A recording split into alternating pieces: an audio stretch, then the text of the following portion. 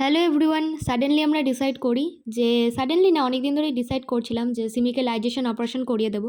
তো আজকে আমি ওকে নিয়ে যাচ্ছি একটা ক্লিনিকে ওর ব্লাড টেস্ট করানোর জন্য। যেহেতু ওর 5 বছরের বেশি বয়স হয়ে গেছে, তো অপারেশন করানোর আগে আমরা যাবতীয় ব্লাড টেস্ট করিয়ে নেব যে লাইফ রিস্ক রয়েছে কিনা কোনো রকম। তো ওকে ক্লিনিকে নিয়ে এসেছি। কেন এই অপারেশনটা করালাম সে সমস্ত অন্য কোনো ভিডিওতে ডিটেলসে আলোচনা করব। আজকে ওর হেলথ ইস্যু বা সমস্ত কিছু নিয়ে একটু তোমাদের দেখাই। তো পরের দিন আমরা ঠিক ওকে নিয়ে চলে এসেছি, আর ওকে দেখো সেন্সলেস করে দিয়েছে অপারেশনের জন্য। প্রায় 2 ঘন্টা পর ওর সেন্স আসে এবং অপারেশন কমপ্লিট করে ওকে আমরা নিয়ে যাচ্ছি। যেহেতু ওর একটা অপারেশন হয়েছে, ওকে তো এলাকায় ছেড়ে রাখা যাবে না। তো সেই কারণে ফার্স্ট 2 দিন আমরা ওকে একটা শেল্টারে রেখে আসি, যাতে কোনো রকম এলাকায় থাকলেই বা ঘরে থাকলেই দুষ্টুমি করবে, লেগে যাবে। তো সেই কারণে ওকে একটু আলাদাভাবে শেল্টারে রেখে আসি।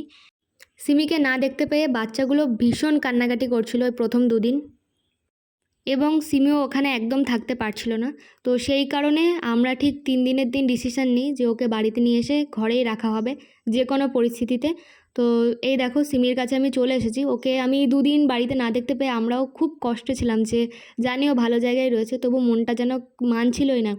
তো আমাকে দেখার পর সিমি তো কিছুতেই আর ওই খাঁচার ভেতরে থাকবে না। ওকে মানে ও বলতে চাইছে যে আমাকে ছাড়ো, আমি যাব। ওর রিয়াকশানটা দেখে হয়তো তোমরা আশাই করছো। আর দেখতে পাচ্ছ যে কোমরটাতে কত বড় একটা সার্জারি হয়েছে। তো এখানে এই শেল্টারের দিদিরা, প্রিয়াঙ্কা দি, ওরা এখন এই ড্রেসিংয়ের যে ব্যান্ডেড সেটা কেটে ফ্রেশ করে দিচ্ছে। তো এরপরে ওকে স্প্রে লাগিয়ে দেওয়া হলো যাতে এখানে কোনো রকম মাছি বা কিছু না বসে। এই সমস্ত জিনিস পরবর্তীতে আমাকেও করতে হয়েছে। তো এবার এই শেল্টারে আরেকটা বাচ্চা ছিল, নীরব, ওর পায়ে একটা অ্যাক্সিডেন্ট ছিল। তো দেখো ওকে বাড়িতে নিয়ে আসার পরে এই যে মহারাজ ওর কাছে যাওয়ার জন্য অস্থির, ওকে গিয়ে ডিস্টার্ব করবে। তো চেয়ারের ফাঁক দিয়ে যাওয়ার জন্য অস্থির, কত কায়দা কানুন করে উনি গেলেন ওনার কাছে। ওই যে গিয়ে দেখাদেখি হচ্ছে।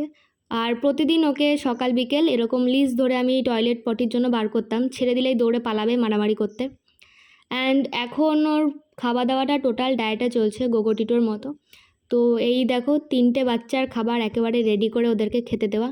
আপাতত এই আমাদের রুটিন চলছে বিগত 8 দিন ধরে। আগামীকাল ওর সেলাই কাটা হবে, তার পরবর্তীতে একটা ডিটেলস ভিডিও আলোচনা করব লাইজেশনটা কীভাবে করানো উচিত এবং লাইজেশনটা আমরা কেন করালাম, কী এফেক্ট রয়েছে, সমস্ত কিছু ডিটেলসে আলোচনা করব। তো দেখো ঘরের মধ্যে রানিমা একদম রিল্যাক্সে ঘুমাচ্ছেন হাত পা টান টান করে। এবার ওকে খেতে দিয়ে দিই, ওষুধ দিয়ে দিই, তোমাদের সাথে ডিটেলসে একটা ভিডিও নিয়ে আলোচনা করব। Thank you so much for watching this video. By.